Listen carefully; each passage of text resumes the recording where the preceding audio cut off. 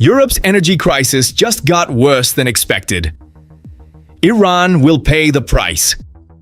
Europe is cold, and it's not just the weather. Gas storage levels across the continent are dropping faster than anyone predicted.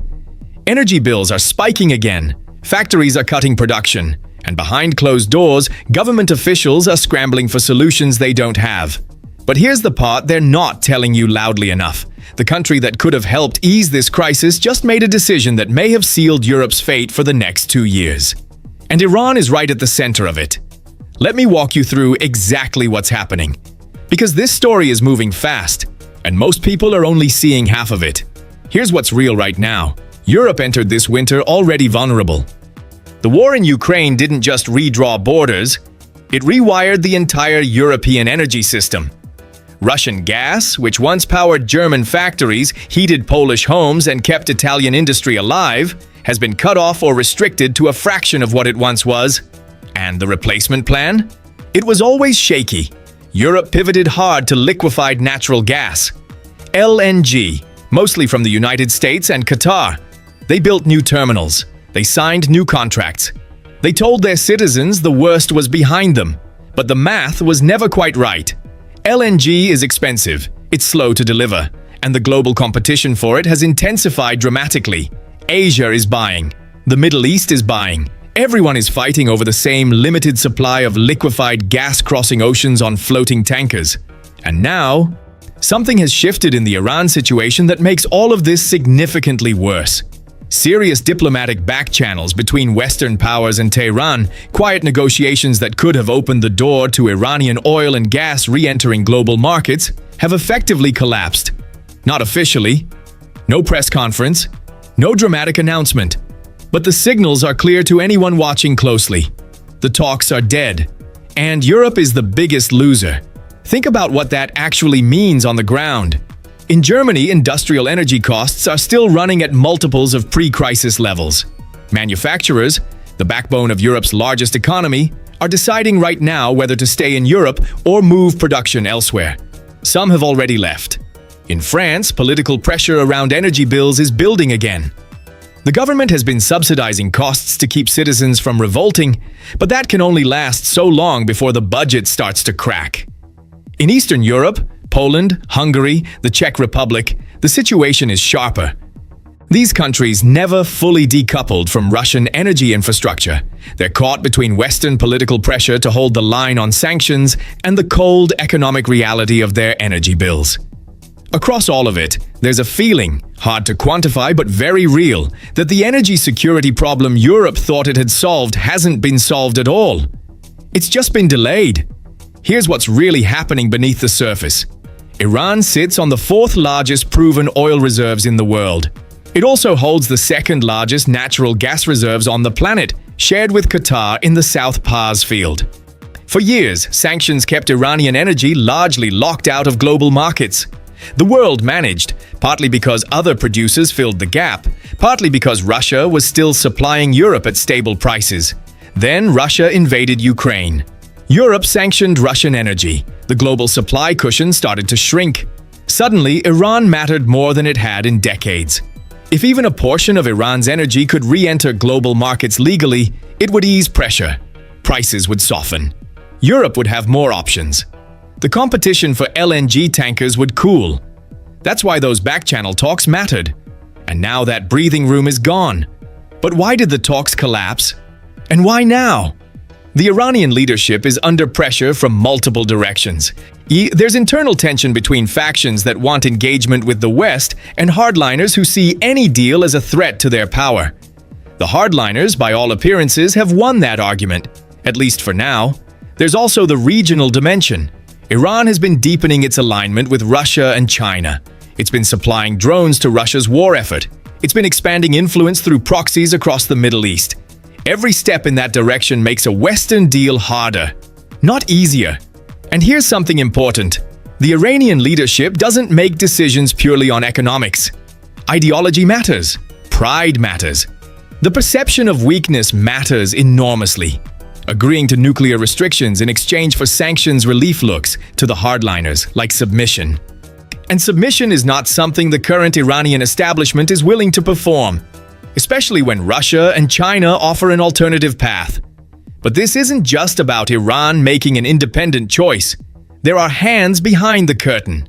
Russia has a direct interest in keeping Iranian energy off global markets. Every barrel of Iranian oil that doesn't reach global buyers is a barrel of pressure that stays on Europe. Russia wants Europe energy stressed. A stressed Europe is a divided Europe. A divided Europe is less unified on Ukraine, less unified on sanctions, more susceptible to political fracture. Is it a coincidence that Iran's alignment with Russia has deepened at exactly the same moment that Iran-West negotiations have collapsed? China's role is also being underestimated. China is buying Iranian oil at discounted prices right now, outside the sanctions framework. Iran has a buyer. Iran has revenue. The urgency to do a deal with the West is therefore lower than it might otherwise be. China doesn't need to tell Iran to reject Western talks. The economics are already doing that. And then there's the darker explanation. Some analysts believe the Iranian leadership has made a deliberate strategic calculation, that the West is distracted, that political will for tough enforcement is weakening, and that they can continue developing their nuclear capabilities while running out the clock on any serious diplomatic solution. The energy leverage they hold over European markets gives them a degree of protection. Europe needs Iranian energy potential too much to push for maximum pressure. It's a form of strategic immunity built on energy dependency, and it might be working. Each of these factors is now feeding into the others. Europe's energy vulnerability is increasing. The Iranian deal is dead. Russia is benefiting from both. And the political consequences inside Europe are accelerating. Far-right and populist parties across the continent have made energy costs their #1 rallying point. Why are we paying these bills for a war that doesn't involve us? That message is gaining traction in Germany, France, Slovakia, and Hungary, where it has already effectively won. If energy costs stay elevated into another winter, the political math inside Europe shifts in ways that have serious consequences for the entire Western response to Russia's war. This isn't hypothetical anymore, it's already happening in slow motion. Meanwhile, there are early reports, unconfirmed but significant, that a return to maximum pressure sanctions on Iran is being considered. Not just continued enforcement of existing measures, but new, more aggressive tools targeting Iranian oil revenues and the financial networks that process them. And here's why that matters enormously.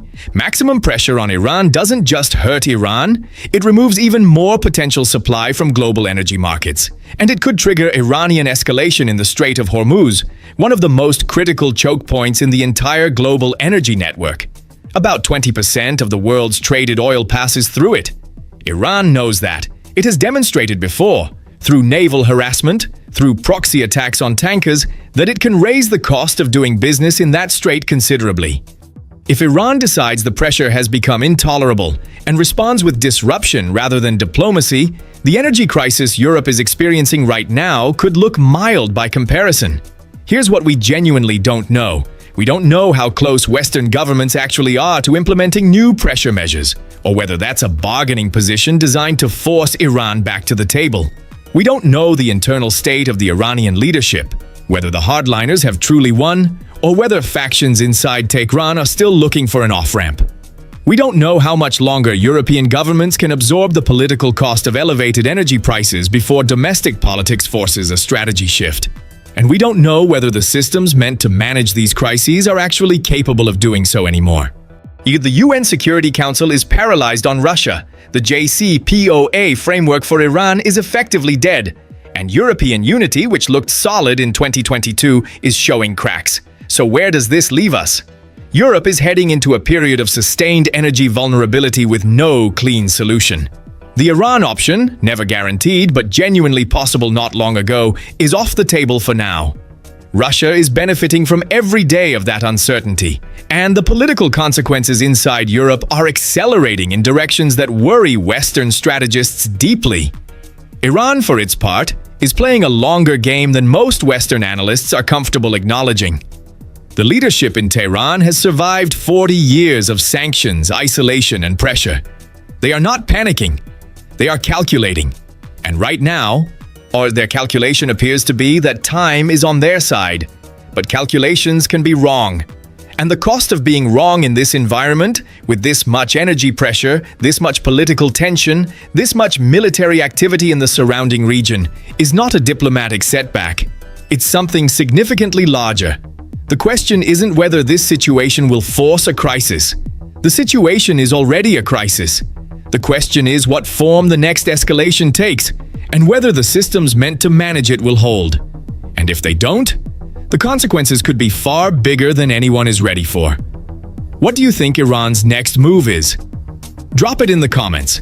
And if you want the full breakdown of what's really happening in the Strait of Hormuz, that video is right here.